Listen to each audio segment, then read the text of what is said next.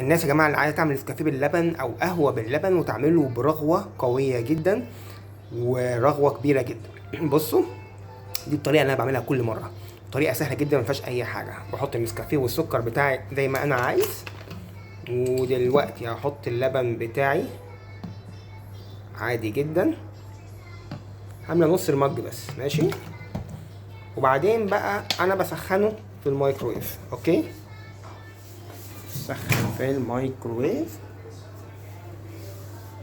ممكن انتوا تسخنوا عادي في البوتاجاز، على البوتاجاز براحتكم. انا بسخن في الميكرويف دقيقة و20 ثانية، ماشي، ونستنى لحد ما تسخن. الميكرويف قرب يخلص.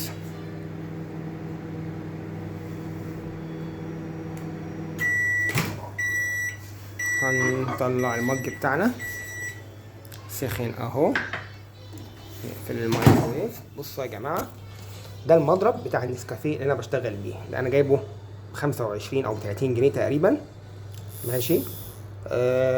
موجود في اي حته، وممكن يكون غالي شويه بس موجود متوفر. الحجر يمكن يكون خلصان شويه بس انا هضغطه عشان يشتغل.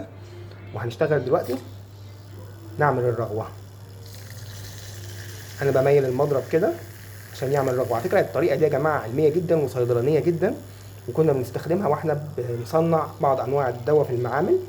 وفكرتها انك انت بتدخل فقاعات هواء بشكل مكثف وكبير في اللبن مع الدوران. بصوا انتوا الرغوه بدات تتكون ازاي.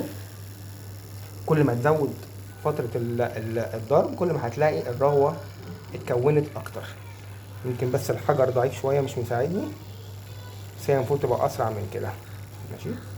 ونقعد ننزل ونطلع، تلاقوا الرغوة اتكونت بشكل كبير.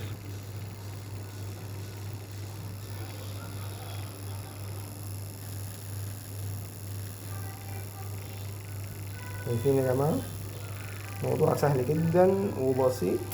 عملته فيديو بعيد عن اهداف الصفحة واهداف الصيدلة، بس عشان خاطر ايه، نساعد بعض في اننا نشرب قهوة برغوة كبيرة بتدوم ما بتروحش، وننبسط بالكوباية.